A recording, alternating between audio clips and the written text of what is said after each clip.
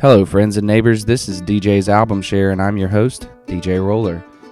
This is episode 11, and my guest this week is Eric Horrocks.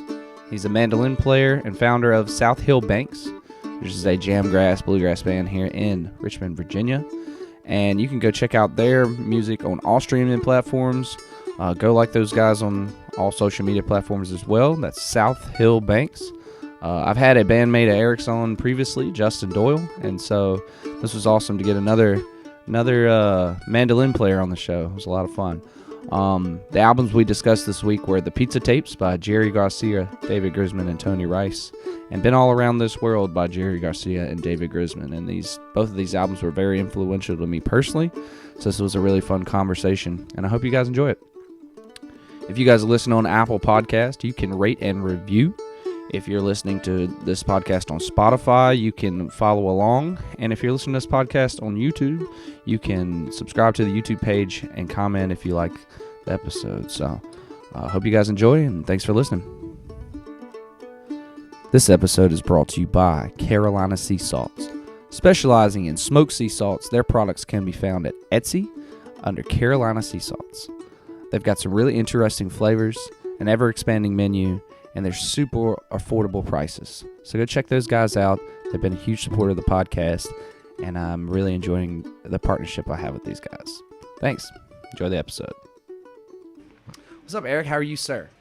Pretty good. How are you, man? Thanks for having me. Awesome, man. Thank you for coming on. First fellow mandolin player on the show, so that's fucking awesome. And, what's funny, what I've always found interesting about people who play the same instrument is that, especially a niche instrument like the mandolin, is that there are certain artists that we all kind of draw from. Definitely. And Grisman being probably one of the bigger, the bigger one, honestly, one of the bigger, not as much, if you're in mandolin circles, he's definitely talked about, but otherwise, he's not as talked about as much as Sam Bush because of the whole Newgrass revival, and then you have Sierra Hull and Thiele and some other folks now have taken kind of what he did and kind of pushed it to another world. Grisman to me was always a innovator that I looked to that was one of my first representations of, hey, I don't have to play bluegrass on the mandolin.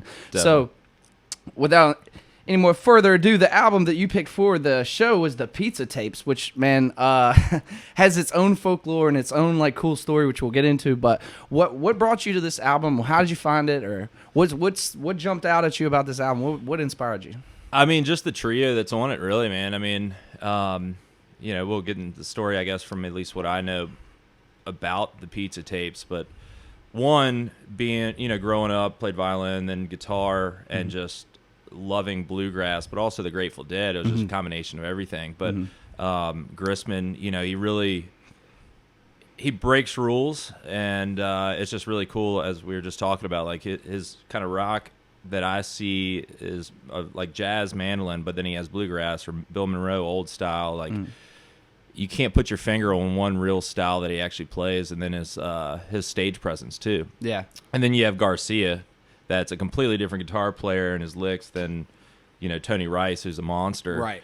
And so it's just a weird, good trio that just kind of stuck with me, and it never gets old. It never gets old. I think what's interesting, and you really have to kind of verse yourself in music or in the artists that we're talking about to kind of understand the cadence and the voicing of the different guitar players, right? So when you're listening, if your first couple times listening through, you kind of, or at least to an untrained ear, I'd say it's kind of hard to pick up who's playing when. Definitely. But then the more you listen to it, you're like, oh, that's definitely Jerry Garcia, and that's definitely Tony Rice, and obviously the mandolin players, David. But what I think is the most interesting thing is the backgrounds of all three musicians. So you have Garcia that did the Grateful Dead stuff, but I talked on a previous episode with a bandmate of yours about Old and in the Way, and that's just a representation of Garcia where he was into bluegrass his entire career.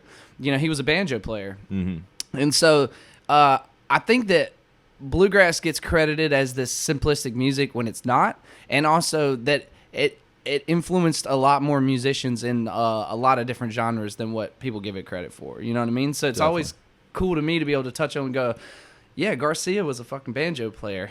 And you can kind of hear it in the way that he attempts some of his licks on some of his stuff. The cadence and the style of licks he plays is very like melodic. Yeah, you know what I mean. yeah, And yeah. that obviously to me that's a very banjo thing.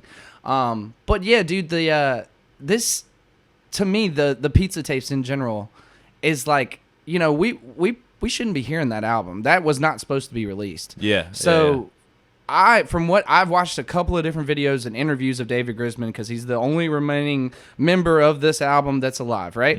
And from what he says, that this was just an impromptu session because he was recording an album with Tony Rice that was all about like acoustic instruments and old rare acoustic instruments. They had all these rare like old guitars from the 30s and 40s and such. I think he said 15 or 17 different mandolins. And Yeah, guitars. exactly. So he had all these awesome. different instruments, and he just was like, "Oh yeah, Garcia, if you want to come and like, you know, jam with us, we're going to be in, you know, recording." And he just happened to pop by, and they lay down all these tracks. Now another thing to me, you know, we can praise Grisman for his mandolin playing and his influence on me and you, but he is the reason, you know, Acoustic Disc is his company as well. So he's the reason that these are available on widely distributed albums. And I think that that's something too that shows his genius. You know, he's like, you know, I'm sure he has plenty of stuff. I know the album I was listening to, or excuse me, the interview I was listening to, he said that they have much more material than what he released on the pizza tapes, but this is what he condensed down to being, you know, palatable almost. Was that the one up in DC, like backstage? Yes, I think. I think so. I think it was. Yeah, really interesting conversation, and he ends up getting into the folklore of why it's called the pizza tapes. Yep. And I mean, I cannot be confirmed or denied at this point, so I guess we could just tell the story. Supposedly, Garcia had a cassette tape or a copy of this album on his countertop when he ordered a pizza, and the pizza guy jacked it and ended up getting distributed around through some Grateful Dead circles. Yep. And you know what's cool about that, man, is that just by name recognition, people got into this style of music, which is something that I love about your group, South Hill Banks. I love about Billy Strings. I love about anybody who attempts to play this music, because at the end of the day, it's drawing more people to this music that I love. And something's got to keep the music alive. You know what I mean? Like, it's not just gonna be three old dudes in the fucking, you know, in the woods somewhere playing this music. Then people are gonna be interested. It has to continually grow and evolve. And so I've always loved when you hear like Garcia on an album, and then people like widely distribute it, and they all get into bluegrass because of an album that Jerry Garcia's on. It's like, oh well. That always was a really cool angle for me with this album. Yeah. And another thing to me too, it's very organic.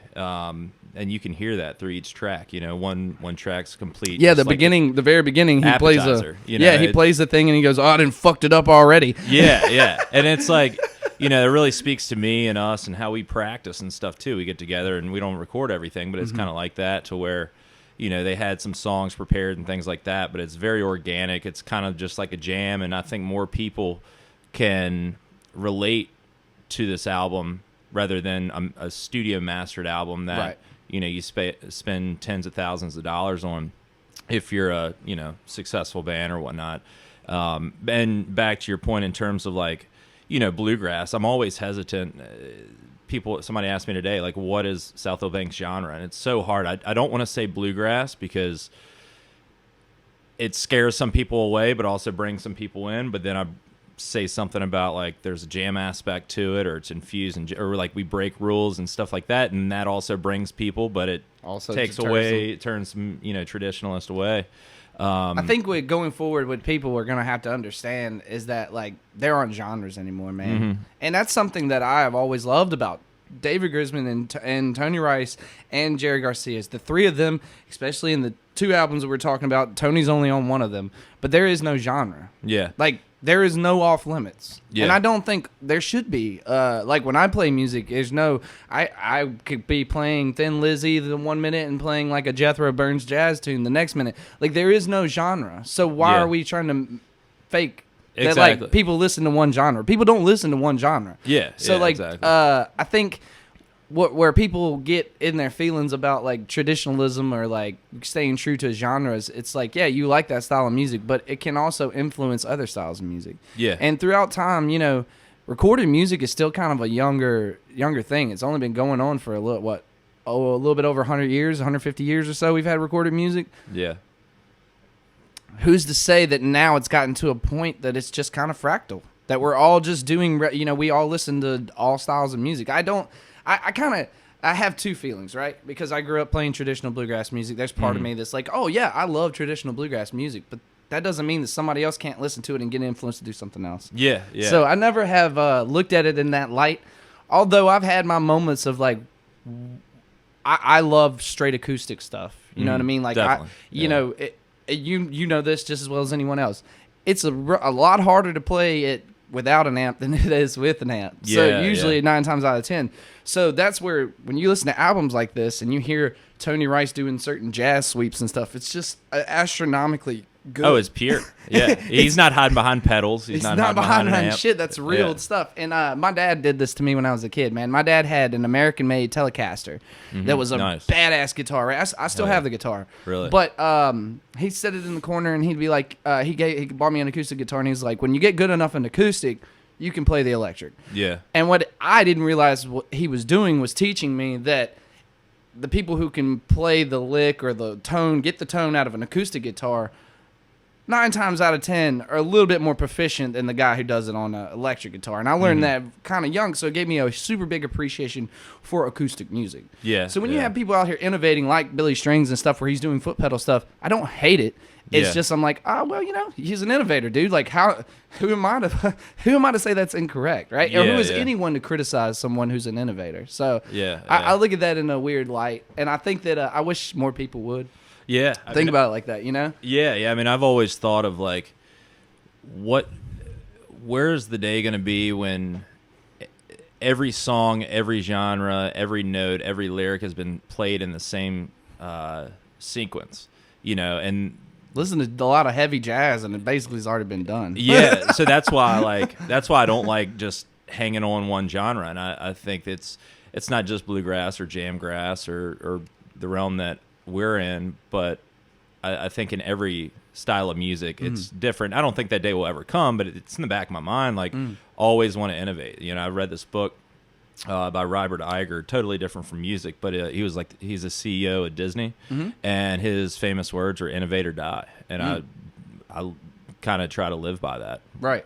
Whatever aspect in life it is, just because that's going to keep moving forward. Well, in a music perspective as well, like I've had this realization recently that, like, regardless, all of my life I've tried to emulate David Grisman, Sam Bush, Thiele, like all these mandolin players, and I've gotten to a point now to where I can't. I play so much like myself that I can no longer play like any of those guys. Yeah, it's a really weird. Well, you take a little piece of each one. That's how I kind of learn everything. Still, like, even if I can't go straight David Grisman or straight Sam Bush anymore. Like, I used to have a little flair stuff that I could do of each one of them, but I progressed to a point now to where I almost can't do something exactly like Sam Bush or exactly like Grisman. I have my own flair to it. So there's a thought process to the innovate or die being, we have to be authentic at the end of the day, because unless, you can play the exact same notes that Chris Thiele plays on something and you're not going to sound like Thiele, dude. Oh, yeah.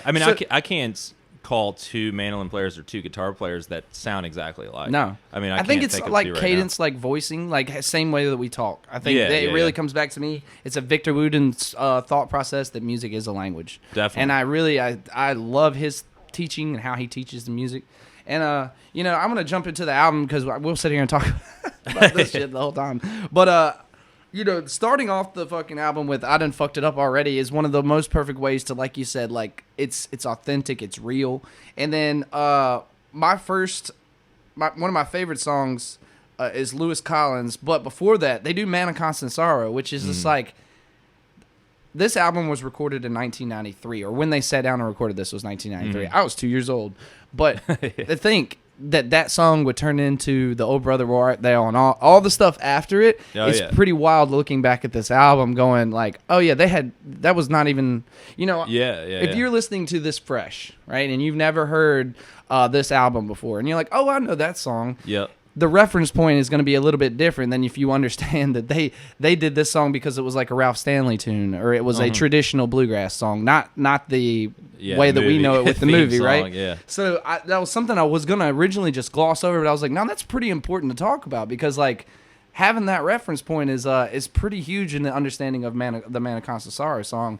And you have these like troubled or the vocals from Jerry, right? Like he's in his like thralls of right before he passes away of like straight heroin addiction and stuff. So you can almost like hear the struggle in his voice as well when he's singing some of this stuff. But it's just like I said this before. It was some of the stuff that they played on the beginning of this album was some of the first representation of acoustic music that didn't have to be traditional bluegrass. And the Lewis Collins song, to me, I find myself from time to time just like singing the angels carried him away, whatever that little hook. That song stuck with me my whole life because I heard this album when I was like 14, 15 years old. Really? Yeah. And this was when I first started playing mandolin. I started playing at 12, and I had a guy. I was really, for some reason, always into David Grisman. It was one of my first like guys. Was like, oh, he's really cool. I think I know exactly what it was. I had a DVD that was Doc Watson and David Grisman playing together, and that was Jack Lawrence was another guitar player playing. Killer ass fucking DVD. I watched it. I literally watched it until it quit working. And I remember a dude going, "Oh, if you like that, then check this out. This is a cool album." And he gave me a burnt copy of it, and I ended up buying another copy of the pizza tape because I wore that one out. But it was the first representation of, oh, cool. This doesn't have to be Bill Monroe bluegrass, like you know, and not taking anything away from Bill Monroe bluegrass, but it gets repetitive. Just like any genre that's so traditional, it doesn't change. It gets repetitive. And it kind of dies at that point, you know? Well, without Bill Monroe, I mean, he's the father of bluegrass, in my opinion, that, like, that's where everything came from. Definitely. You know, in a sense. But see, this is something I hope to have you on again that we can talk about other mandolin players because there's a guy from the same time period that's a real innovator on the mandolin, Jethro Burns, Jethro Burns. Yep. He's same time period. He's doing more traditional or more mainstream country stuff than he is doing bluegrass stuff. But you have, you know, some of your bigger mandolin players, Sam Bush, and these guys reference him as their influence to step outside of the box that is confined by bluegrass. So what I think is so cool is that the mandolin has always been looked at as a bluegrass instrument, or in my lens, it has always been told to me as or how I interpret it as a bluegrass instrument. It's been called a banjo and you know, ukulele. That's the one. Ukulele. That's the one I get where I'm just like, oh my god, man.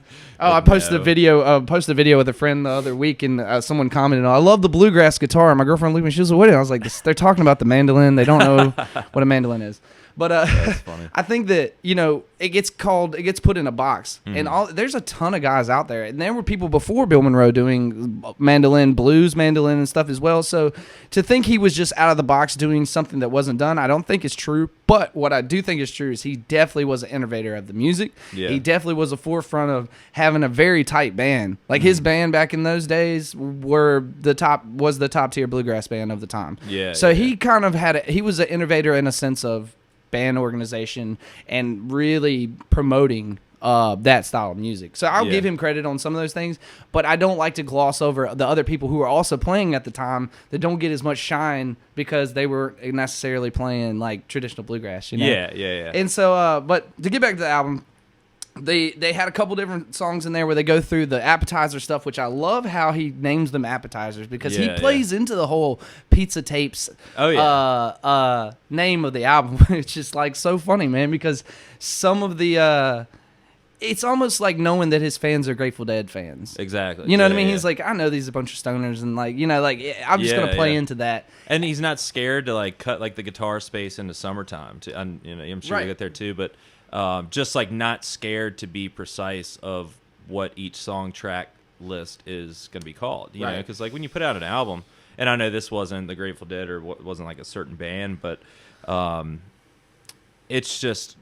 I really like how, again, it's like very organic. It's like unorganized but organized, and they're just there to show us what they're made of and just jam. It kind of comes back to the when I did the album with Justin, we talked about the Nitty Gritty Dirt Band. Yep, album. I heard of that. Yeah, and it comes back to this idea that this music is digestible just by everybody can digest the bluegrass music, but it can go to a complex place, like them doing freelance jazz almost before they do Summertime, which is a jazz standard song. Yeah, some of the first acoustic jazz I ever heard was this album. So What, the one of the later tracks on the album, is a straight like jazz standard. I think Miles Davis did, like all these like jazz standards they're throwing on there go into like Tony's world as well, because Tony came from, he was a big proponent of playing with Clarence White, and if you listen to Clarence White's guitar playing, man, you can hear a lot of similarities between the two. Oh, yeah. Until Tony does this jazz shit. And you're like, oh, that's you, dude. Yeah. But I love that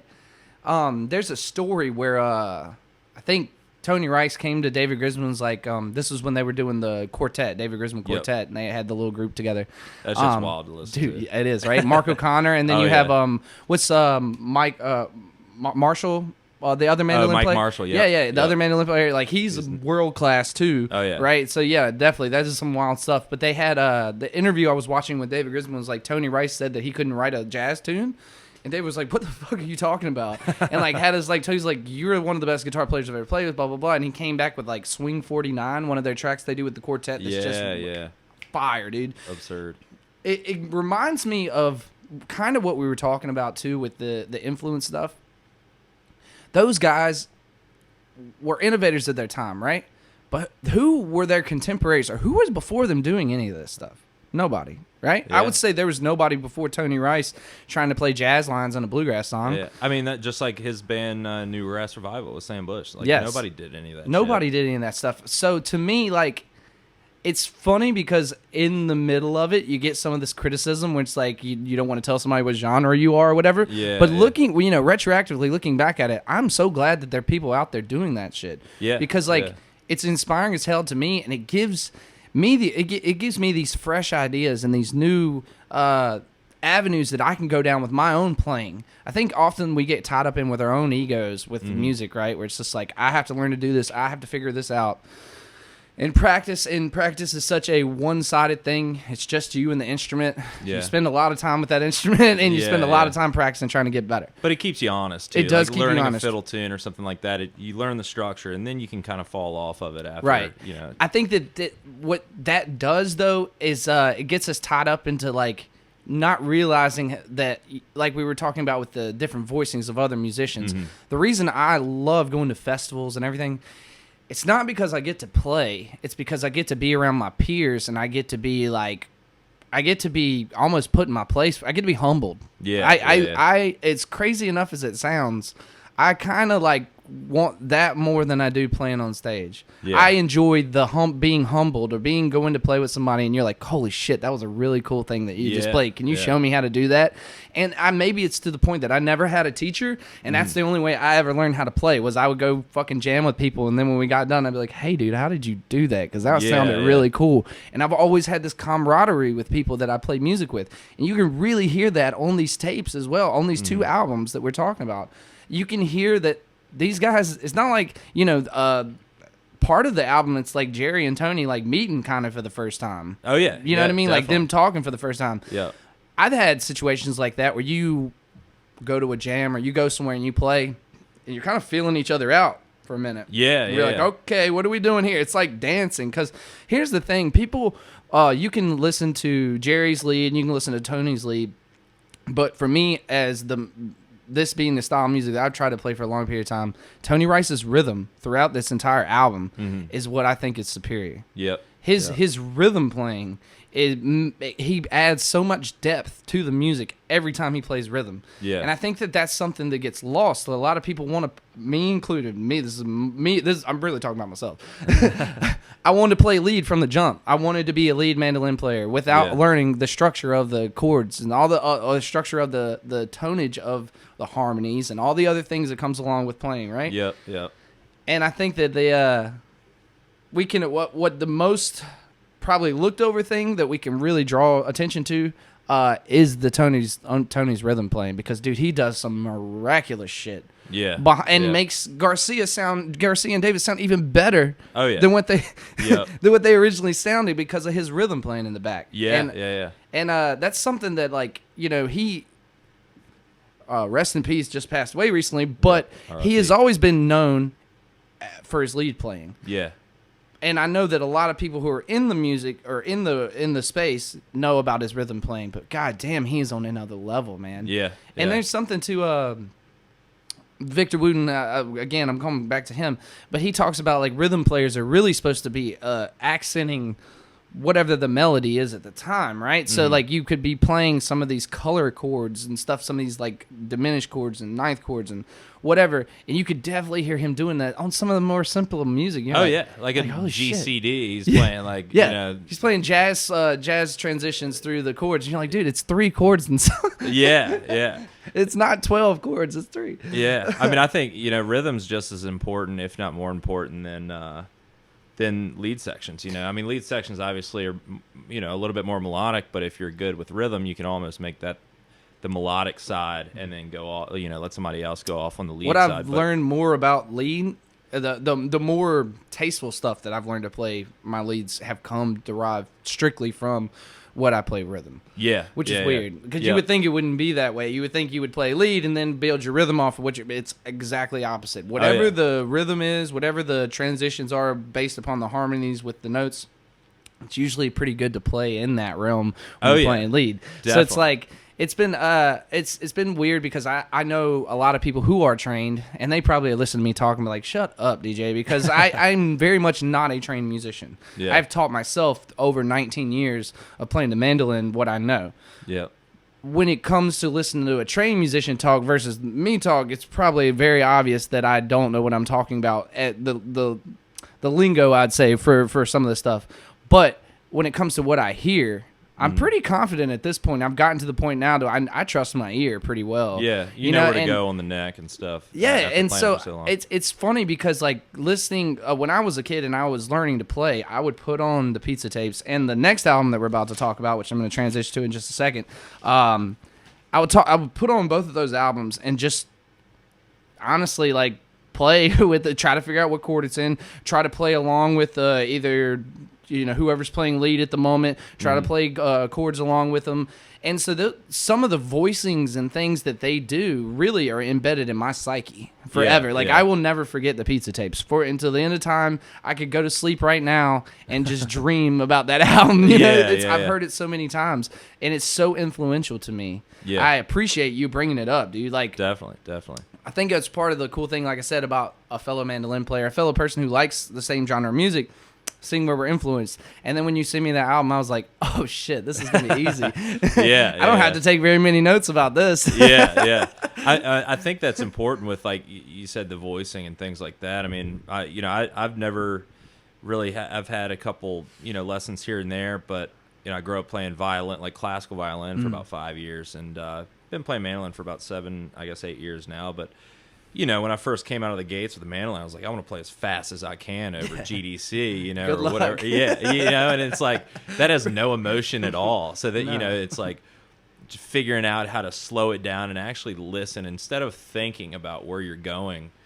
Feel it too. But that's hard when you first come up with an instrument. Right. You just kind of have to indulge yourself. Especially in the way everything. the music is taught nowadays. Like I think about this every day. What if I were to have a child and I would hope they would want to be into music? How would I teach someone how to play music? Because I don't think that I Play the am pizza tapes. Yeah, right. I'm gonna put this album on and then George Benson right after it, and then you're just gonna learn, dude, subconsciously. No, I think that I always think about that, and the Victor Wooten school of thought is really cool. And I'll just say it really quickly. When a child is learning the English language, you don't correct them when they misspeak. So the idea that when someone is learning music, we correct them and go, oh, no, that's not the C sharp note. That should be a C. Yeah. We don't take into account they are feeling the music too. We just correct them on the notage. And that's something that I'm very lucky because I was never given that structure. I was always given, just go play. Just that jump. one doesn't sound right and fix it yourself. I mean, if it doesn't sound right at the end of the day, everybody looks at me and goes, hey, that sounds like shit. What are you doing? Like I've had that happen many more times than I've ever had someone go, hey, that sounds good. So it's kind of, you check yourself at the end of the day. Like you're just saying, like you hear people talk all the time. You're like, oh, that wasn't the right pronunciation. Nope. So like if you're listening to music all the time, if like you said, if you have a kid or something, playing music, I think that's the biggest influential thing you can do, and just put instruments out. Like when I grew up, when I was like in 4th or 5th grade, my parents just said, hey, they offer band and orchestra. You want to play one? If not, cool, just keep playing baseball. And I was like, let me try the violin. You know, nice. And it wasn't pushed on me at all, which I think was better for me than throwing a piano in front of me and saying, hey, we're hiring somebody and you got to play Bach. Yeah, and blow my mind. And you know, it's crazy. I have a lot of friends who started off playing traditional violin and then transitioned into fiddle or banjo or some other type of folk music instrument. It's really like, I'd like to know the numbers of people who started off playing violin or taking violin lessons that transition into that style of music. Because I feel like maybe I'm making this up, but I feel like it would be a lot. Yeah. A lot of people start with that structured stuff, and then they're like, I don't want to have that much structure anymore. And then they go to bluegrass, which, on the grand scheme of things, is actually really structured music. Yeah. But it's a lot less structured than learning like classical music. If you're it's almost turning into like the badass of classical in a sense. To like bluegrass, you can break rules, and like classical, you're not playing the flat third or seventh or seven chords and diminished and shit. So that's what kind of attracted me, one, to the mandolin, two, it was kind of tuned the same, so it was easier, coming from playing the violin, but as kind of a guitar. And I've tried to go the other way. It doesn't really work. That bow sucks, Oh, dude. man. I pick it up these days. I'm like, I'll play this privately. That's about it. Yeah, I'm telling you, man. I had somebody gift me one about 1.5 years ago, and I played it for about a week. And I was just like, I don't want to. It's like being able to run and having to crawl. And it's like you're playing 2 instruments at once, really. I mean, the bow, like the timing that you have to have with the bow. And then, I call myself able. I know a little bit about it, so I know how to hold, proper technique of holding the bow and stuff. But then, it's so many things going on. Once you hit over like 60 beats per minute, that's all she read. Yeah, dude. I literally was like, man, I thought I knew how to play this instrument or like an instrument tuned like this instrument, but I am not trying this. Going forward on the next album, the next album is Been All Around This World by Jerry Garcia and David Grisman. And man, it's almost like the perfect like next thing for the pizza tapes for me. It's a little bit more produced. It's not a live album, but for me, the song selection, right? Like what songs they choose to play and the cadence and everything, it's just perfect. Like they roll right into Been All Around This World, which is a Grateful Dead tune, I think. I believe so. And I think, or it may have been like the Jerry Garcia band or something, like one version of his group. And it makes it sound like it's a fucking bluegrass song. Like it sounds like it should have been, a Bill Monroe or a Norman Blake song or something for that matter. Yeah. You know what I mean? And I cannot listen to this album without picking my mandolin up. Yeah. Like the Been All Around This World album, it's one of my favorites because it goes in different places. So the first song's a traditional folk bluegrass song. The next song is like a blues song.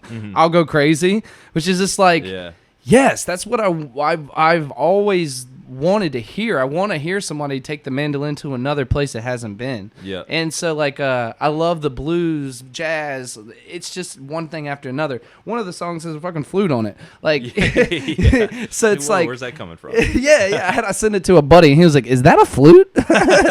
Yeah, dude, it's a flute, man. And he plays it fucking awesome. I think the song selection just is unbelievable. And not to jump over anything, we can go back and forth. But the Ballad of Frankie Lee and Judas Priest is a fucking Bob Dylan song, man. Yep. It's an old Bob Dylan song, too. It's not like... and, dude, the way they play it is just so infectious. Like, I had to learn how... Like, that was one of the first songs that I learned off of these 2 albums, I think. Because I listened to it, and I was just like, God, that's so perfectly well written. Come to find out it's a Dylan song tune. It's like... Of course it's well written. There's so many of those to where you listen to 100,000 times and you're like, that's a Dylan tune? Exactly. Yeah. It's and crazy. it doesn't, it definitely, it has some remnants of how he played it, but it's a whole different feel. Yeah. Which just like, man, it's what I love about these 2 musicians or 3 musicians is like, again, they didn't care about the genre. They didn't care about who wrote it. We're going to play this in a way that we enjoy it, that we're having fun doing it. And it really shows on all their music, man. Like, I think that there's definitely some thought process to how the Dead came about and a freedom that they had to jam and do stuff. The same thought process Jerry kind of carried over in all of his music, right? Even doing the Old and in the Way. Having the freedom to be who Jerry Garcia was at that time and have a bluegrass band too. Yeah, you know what I mean? exactly. Like It's like, did he have more than 24 hours in a day? Or it's more than 7 ridiculous. days in a week? It's ridiculous. Like I it's don't know crazy. when he had time to do all this stuff and he be transported and to That's be what he super did. successful and everything. Or And that was something teleported. I said to Justin about. I was like, there's something to also be said to you have a guy who's successful in one style of music to then transition over to another style of music and not only be successful but to not like be kind of hacky. You know, like he plays homage to all like the bluegrass and the stuff that the traditional music that I grew up playing. It's not like he does anything that's like blasphemous or anything bad. You know what I mean? Like he does great work with the stuff where it's just like, damn, man. Like I don't know of any contemporary artist that could do that. Or maybe I do. I take that back. Like Marcus King, for example, the stuff that he did with Billy Strings, right? Where they're jumping through genres. Maybe stuff like that's close. Yeah. But like. There's not a lot of contemporary artists that are doing stuff like that, or that maybe I haven't been turned on to yet, you know? Yeah. And I think that that's something that has always just made me want to do. Like I've always, if I could record an album right now and die and it would sound one way, I'd want it to sound like this album. Yeah. Just the way that the mandolin is mixed is so perfect. Yep. It's so crisp and so clean. And you know they're all mic'd up. Yeah. They're not, like I said, they're not going through like pedals and things like that. And Yeah, and on the first track, "Been All Around This World," there's a mandolin break, or right before he goes into a mandolin break, he plays this like sour note thing that Jerry literally like starts laughing as he's singing, Yeah. and it's like it's another factor to that, like you know, when you record. And I don't know. I'm assuming this was recording around the same period of time as the pizza tapes in the early '90s. I'm sure there was more advanced stuff at the time, but it sounds like to me like this was more like an old school recording, like a tape recording, where they're like, "All right, ready, and let's go." Yeah, you know what I mean? And to be able to pull off some of the things that they do on this album is stupid. yeah, it's ridiculous. It's stupid. And you know, there's no overdub. You know, he's not coming back. All right, we're gonna redo that, and we'll have the mandolin come back over, and we'll have the bass come back in here. And Oh yeah. it's none of that. And I just think of the technology at the time makes it so it can't really be a lot of that going on, especially when Grisman is the one footing the bill for all the recording, all this stuff. Yeah. Which is. Thank you, David Grisman, again. Like, I know. I mean, you know, that's the thing with today's recording too. I feel like, which is great, but a lot of things are so overdubbed, whether it's effects or, you know, I mean, I know we'll overdub leads and things like that just to get structures of the song, to get it, you know, get the tempo and there's no right. fault in that. Like that's what Definitely. I mean, yeah, it's two different. It's like the Lance Armstrong taking steroids. Everybody else is taking steroids too. It's like okay, Exactly, yeah, this yeah. is what the game is right now. Yep. I think there is some. You know, I think there is something that is so fucking appealing, and you're kind of mirroring my thoughts here, where it's like there's something so appealing about that live take of a song, to where there's a little mistake here or there. You know, it's real though. They're human. They're human, yeah. Yeah. I think that there's a saying my dad used to give me every time I because my dad's also a musician, so he had instruments laying around, and that's kind of what pushed me to do stuff, right? So there would be times when I was a kid where I'd see Tony Rice or I'd see whoever play music, and I'd run and, Dad, check this out, look at this, and he'd watch it, and he'd be genuinely interested in it. And when it got done, he'd go, "They have 4 fingers and 12 notes." Yeah. They're not doing anything that theoretically you can't do. Yeah. Are they better than you? Yeah, but like at the end of the day, they have 4 fingers and 12 notes. Like they're not growing. Unless his funniest thing, unless they grow another finger or invent a new note, call me. Yeah. Like that was his thing, dude. And so it's like it's always been my thought process too. It's why I think the reason we met was kind of this. What I'm about to say. I've never met a stranger, dude. If you're playing this style of music, I walked up to you guys jamming at a festival one time. Richmond Jam Fest. And I was like, "Hey, dude, can we jam?" Bluegrass jam. And you guys were like, "Hell yeah!" And we ended up playing 20, 30 minutes or something. But Yep. that's always been my mentality, because it's like, okay, we're all human at the end of the day. I want to see how you do it, because not to be arrogant or anything, is like, well, shit, if he does something that's really cool, I'll just see if I can figure out how to do my own version of that. Yeah, you know. exactly. So it's like Exactly.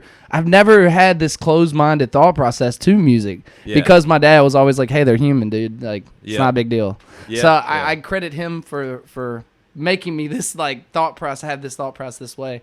And you can kind of hear that with these guys who don't stay in their genre, man. They're just like, "Oh, cool. What's the song? What does the song need?" Yeah.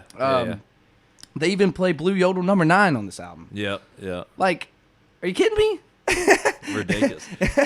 I mean, I think it's it's important to have a wide range of different songs and things like that. But especially when we're writing songs and stuff too, it's like that sounded cool. Let's do something completely different. Like there's one song, Pharaoh, that I think my brother pretty much wrote. It's just like I don't even know what chord it is, but it's like D something. And we just sit there and it sounds almost Egyptian-y, and then goes in. And so it's just something different. Like, right. Just try, whether people like it or not, we're like, that sounds cool. Well, at the end of the day, you're the one that's got to play the music. So exactly. if it's not fucking cool to you, who gives shit? Yeah, yeah. And that's why I love these guys. Yeah. They do a version of 9 Pound Hammer, which is the most traditional, one of the most traditional bluegrass songs of all time. And they play it like a jazz tune, like a swing jazz tune. Yeah. To where it's like, okay, yeah, they kind of like, it's like a fuck you to the norms. And I love that, dude. I've always loved that. I'm always learning like 6 songs at one time, but I'm trying to learn a George Benson song right now. Really? Yeah, which is probably not going to happen, but hey, he's got 4 fingers and 12 notes. 4 fingers and 12 notes, but that motherfucker's good, dude. But in my world, I've always wanted to play something that you're not expecting. And my niche, I want to be, when you come hear me play, I'm going to play a song that you're like, fuck him playing the mandolin. I've never heard anybody play that. Yeah. I want to go in that round. And I think they do that. And I the only inspiration I can draw from is guys like this. Yeah. Because it's like everything you listen to is different. It's always fresh. It's always has this different angle to it. It might be a traditional song you've heard 1,000 times, but they're going to play it in a way that's interesting. Yeah. And sure. I haven't run across a lot of musicians, I haven't run across a lot of musicians who go out of their way to do that. Mm-hmm. You know what I mean? Like, every now and then, I think there's definitely people out here doing that. But like, I see the music in a different world. For me, it's just a different lens, almost. Yeah.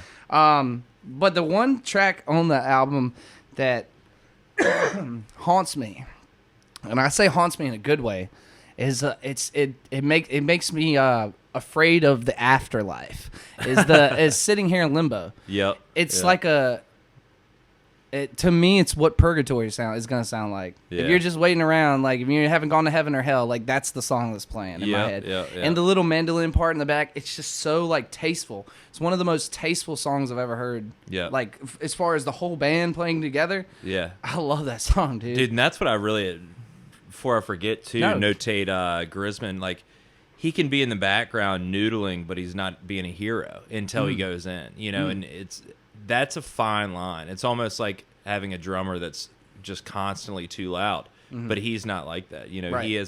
He meets that fine line of like, he can noodle around or he can be a rhythm mandolin player. He's just like right there, and that's it's knowing when to do what. In my experience, is knowing when to do what. Definitely. And he has one of the best abilities of knowing what to do at the right moment. Mm-hmm. Yep. Now, is it the most extremely technical thing to do? No, but that doesn't matter because it's the most tasteful sounding thing. Well, he makes it happen and makes it okay. Yeah, there's some triplet things that he hits it from time to time where you're like, what? What was that? What? Huh? And I had caught myself. I had this guy one time.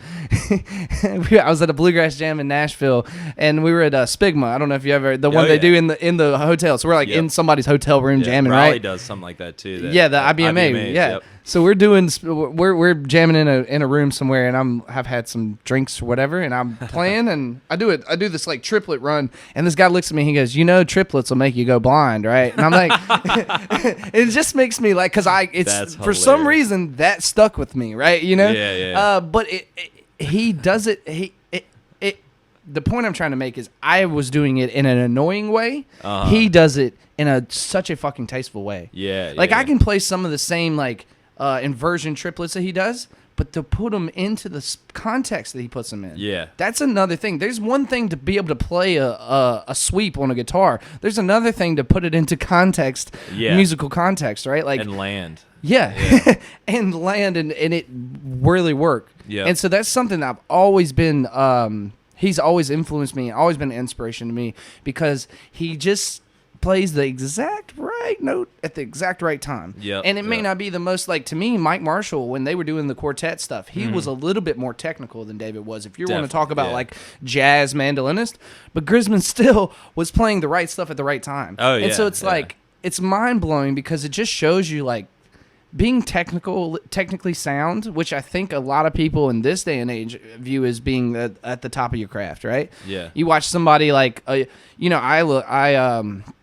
regretfully so, I draw a lot of inspiration from metal guitar players, but not regretfully so is that I don't like the music. It's just that their goal is to just play as many notes as possible. Sometimes it seems, right? Yeah, and same with jazz guitarists and jazz musicians. It's just like, how many notes can we fit in the space of time? Yeah. And there's something to the guy who takes one note and stretches it over 4 bars, but gives a feeling to the one note, right? Yeah. And so, like, what I've always tried to do is to be the happy medium between both. Yep. I've always kind of leaned towards the untasteful side until recently. Or at least I like to think so. But, it's a work in progress every day. Definitely. I think that these 2 albums to me were some of the first albums that really pushed me into a different train of thought. And my favorite thing about the album, the Been All Around This World album, is the ending song, Drink Up and Go Home. Oh, yeah. It's a great fucking bluegrass standard. Yep. And it's a great way to end the album, man. Yep. A great way to get the people out of the damn venue, too. Yes, go, man. I've always loved that song, and like I've heard of, it's kind of a common thing of bands will play that as like their, Green Sky's done it a couple times. Yeah, as their like last song of the night Yep. type of thing.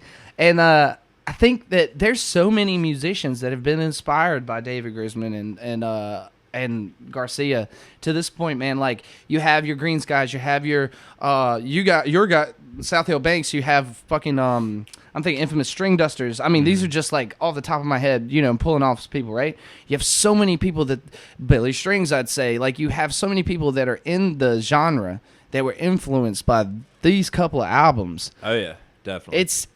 It's amazing, man. Yeah, it's amazing, like all the way down. Even myself, who I don't even claim to play like traditional bluegrass music. Like I never do. I do like 3 times a year. Like when I go to a bluegrass festival, I might sit in with a bluegrass jam. I can't keep up, man. Shit's fast. Yeah. I know. I don't give a shit about playing at 160 beats ananymore.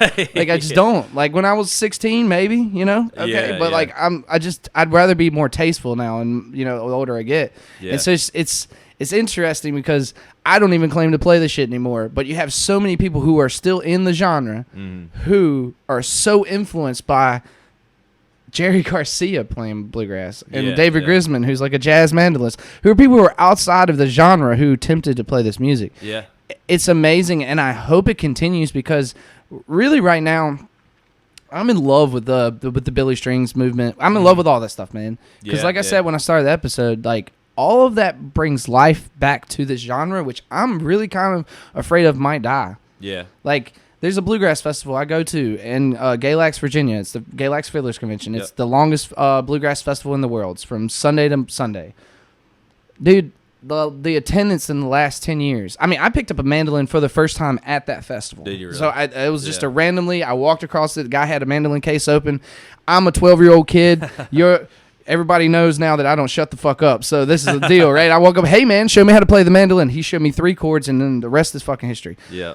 So that one festival holds a lot of weight to me personally. Definitely. And I've seen the attendance slowly drop off and slowly drop off and slowly drop. And it's sad because it's like, man, I mean, at the end of the day, you can be a traditionalist all you want. If you're the only one who's a fucking traditionalist, the music's dead. Yeah. And I don't want to see that happen. I'd rather see innovators come in and play their whatever.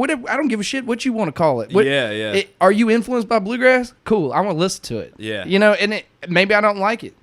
Who gives a shit? I mean, just like even the Richmond Bluegrass Jam, like I feel like they invited us, which we're not traditional. And I think that a lot of people dug it. It was definitely like a seated event and things like that. But that was definitely a different realm for us. But I actually like that. I like playing festivals that are either traditional or like electronic festivals or something that we're the only bluegrass band per se, in quotes, at the festival to get people to turn heads and be like, I didn't know I liked bluegrass, or I like bluegrass, but I didn't know I like your type of bluegrass. Right. Like, that's the biggest compliment. Well, the that we biggest could thing have, for people who I know who play traditional music, when they see a group like yours, that whatever you want to call it, right?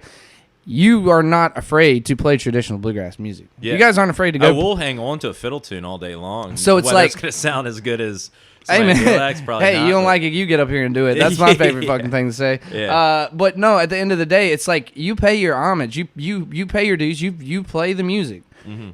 At that point, when you have a South Hill Banks show, it's your damn show, dude. Like, play with, you know what I mean? That's where my mind comes to. It's one thing to like rip off a genre of music. It's another thing to pay homage to a genre of music and then also be authentic. Yeah, right. definitely, And I find that is the case with a lot of the newer stuff coming out, and I love it, dude. I think that there's a riff in the country bluegrass world, right, where all these people want to be traditionalists. And it's like, yeah, you're going to be the only one. These people who have to sell albums and make money and sell tour dates, they're not playing just for you in your backyard, dude. Like, it has to be an appealing music to everybody. Yeah, and I think that part of it will be them finding a band like South Hill Banks and then listening to you talk about, hey man, I like this album, and then they find another influence of yours or a bandmate of yours or whatever.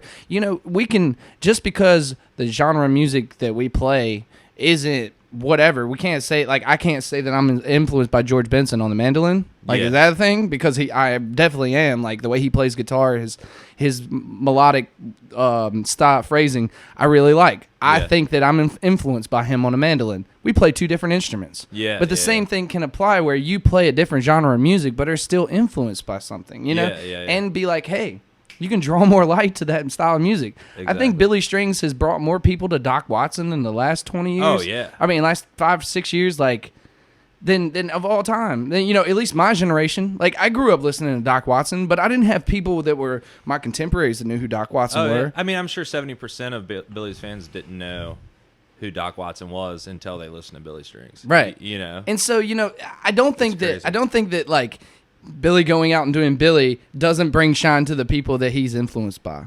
For sure, and so, like, I think that that's something that, like, we can all agree, whatever genre, whatever you're doing, whoever you're influenced by is going to also get shine from it at this point, because music is so readily available. Mm-hmm. We can listen to music on any platform.